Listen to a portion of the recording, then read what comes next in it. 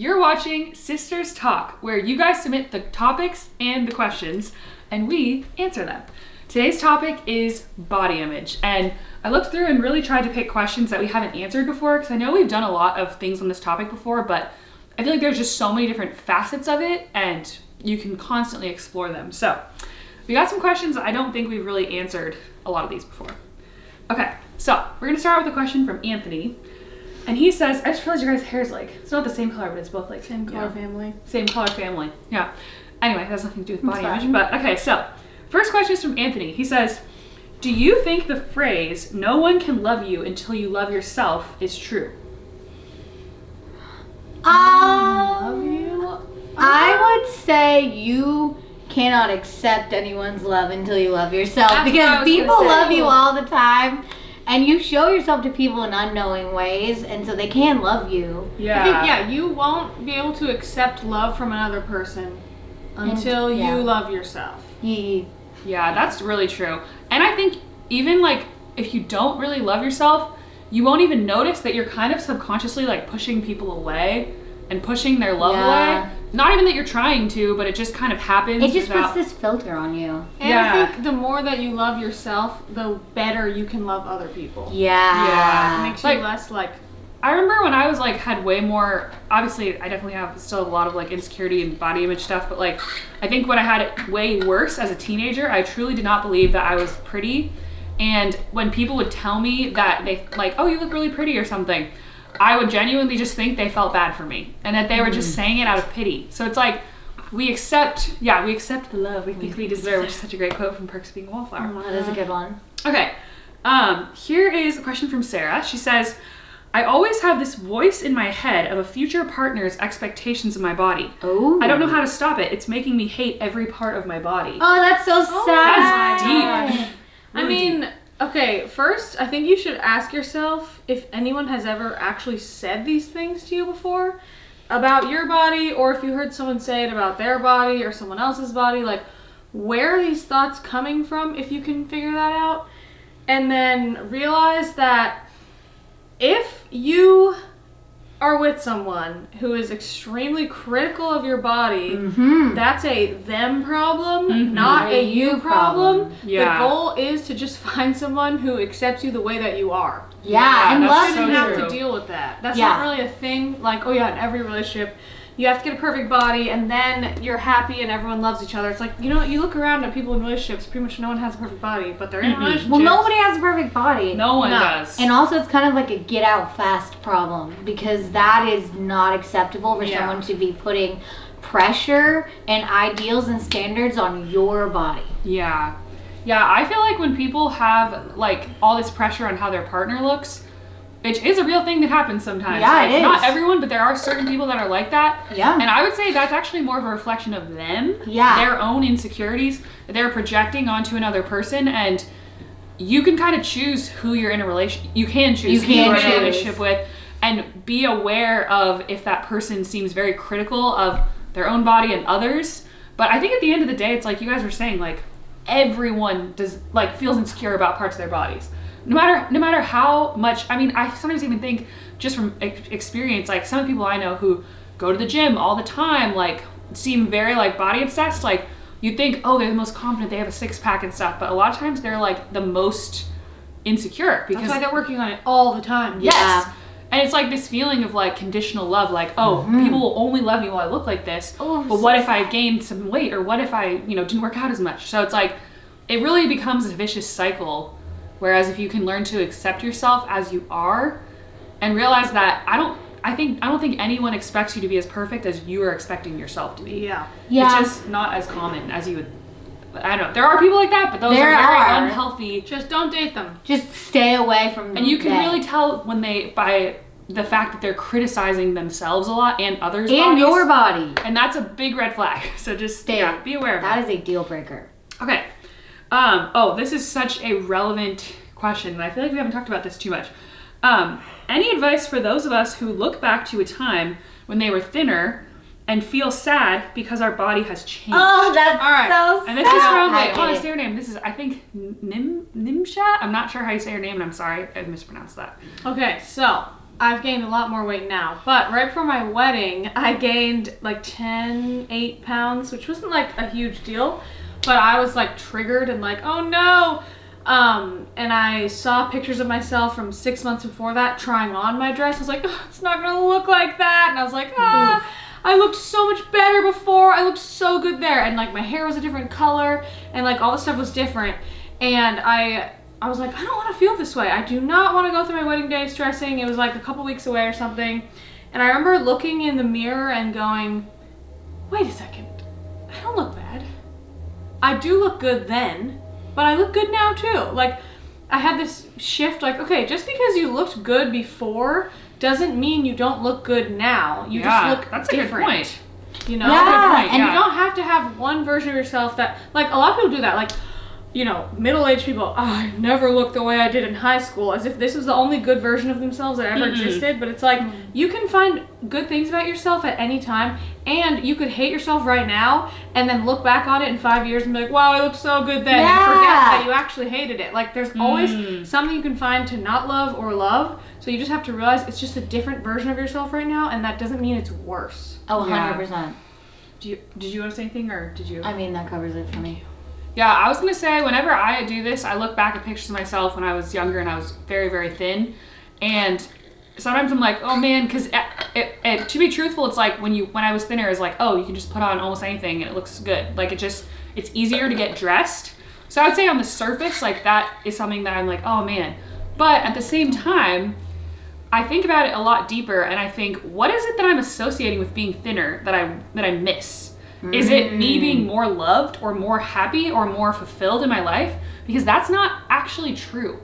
Being thinner doesn't make you feel any of those things. Yes, you may feel better when you look in the mirror being a bit thinner, but at the same time, are those momentary like surges of feeling proud of your body when it's thinner worth, I don't know, maybe if you're naturally thin and then, you know, this totally doesn't apply, but for me, when I got older, it became harder and harder to maintain the weight that I had when I was younger. So I had to like be really obsessive about food and think about my meals all the time and I felt really guilty if I ate something unhealthy or shamed myself for eating too much. Also, sorry if you guys hear the construction, there's a lot of it.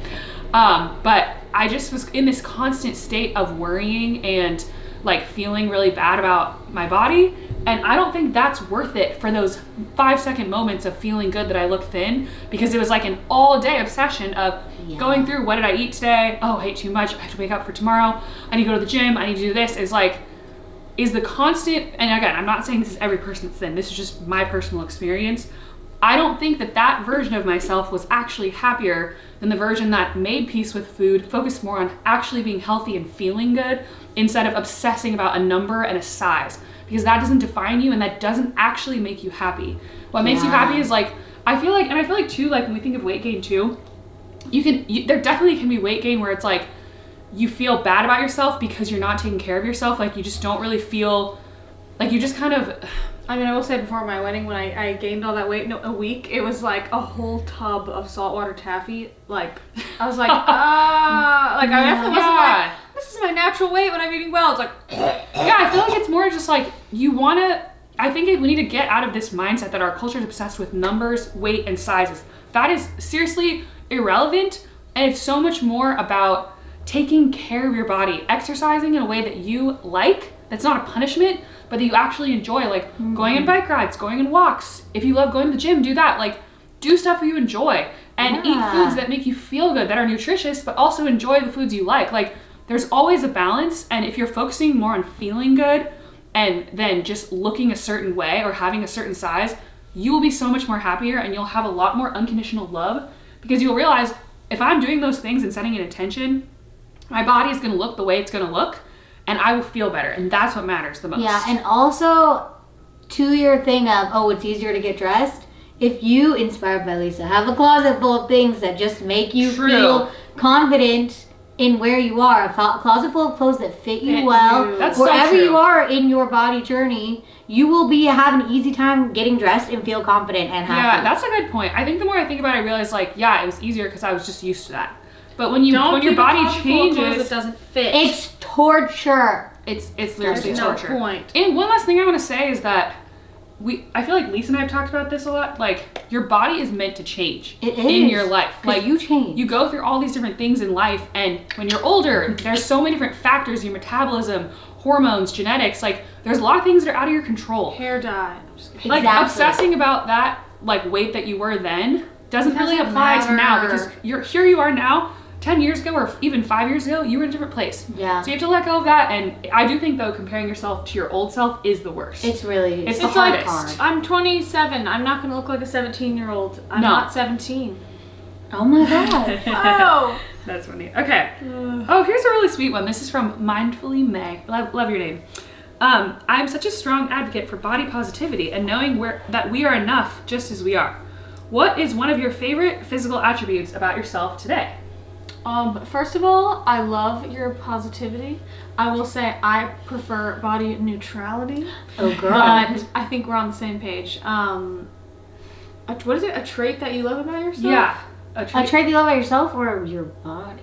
Yeah, I said physical. So Oh. What's I the would physical say- trait that you... I can definitely say for me, one that comes to mind that I've always loved is my hair color. I just love having dark brown hair. I don't really know why. I've always looked in the mirror and been like, good hair color. Love it. I love my teeth, actually. You do have I have really good teeth. Amy, your eyes. Thank you. You love your eyes. I You have never very thought pretty about it, so I'll do that. What? You have really pretty eyes. Really? Thank Yeah. you. They're like I don't blue know. with like a little bit of gold. I don't. I'm pretty hair neutral. color you do makes them pop in a new way. Yeah, thank you you. have really pretty eyes. Thank you. I'm pretty neutral on my body. There's nothing I'm like obsessed with or. I don't really think about that often. Yeah, I'm not like wow. My elbow. My elbows are really dry. But we can't have it all. Yeah. I will say something I didn't like when I was younger was my height, and now I really like it. I like being a tall queen, I gotta say. Good for you. You know what? I think everyone, the height you are is like the number one thing to accept because it you literally will can't not change. it. I know. Once again, I'm very neutral about it. I don't love it and I don't hate it. I'm Still just good like, about this it. is what I am. Yeah. And the only thing it obstructs is my ability to reach things. So I just get a chair. Let's Great. see. Okay, I think we got maybe one more. Yes. Okay, this one's from Annabelle. I think this kind of sums up the whole topic, and this is pretty deep. How can you start to accept your flaws and really be confident in what you look like? Ooh.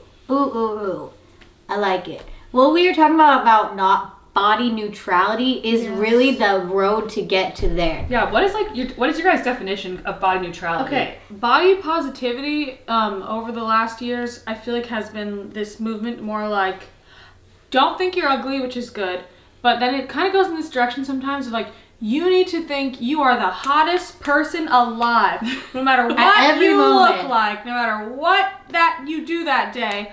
I am the hottest person that ever existed. And it's like, that's actually a lot of pressure.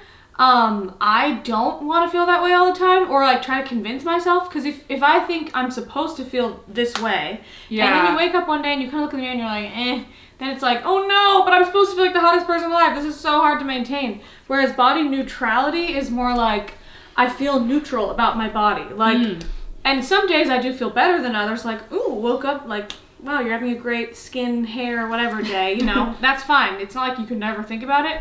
But on the days when you're not feeling so great, it's really nice because it's like, okay, yeah, I can like acknowledge that I don't think I look that good today.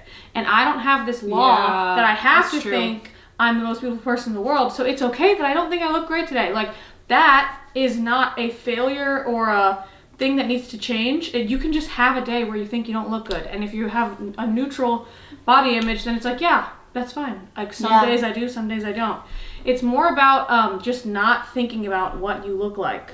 Yeah. Like, very much. That's so true. So, because that's like, with the goal with getting dressed, doing your makeup, whatever, it's like, you just want to get to a place where you can talk to people and not be like, are they looking at my makeup? Do they think I look great? Or are they looking at my zit? Oh no, do they think I look bad? You're just not thinking about it. You're just thinking about what you're saying and what's happening. Like, that's my goal with getting dressed and like, doing makeup or not doing makeup that day, just to get to a place where I feel like, it's like you get in the car, that the doors are locked, there's gas in the tank, the tires are good, and then you don't think about it. You just drive. Yeah, exactly. Like, oh no, I hope I don't run out of gas. That is so funny. Does So I that was make literally sense? thinking in my mind, your body's just a vehicle for your soul. Exactly. And like, you just have to accept it. Radical acceptance. Like, I got dry elbows.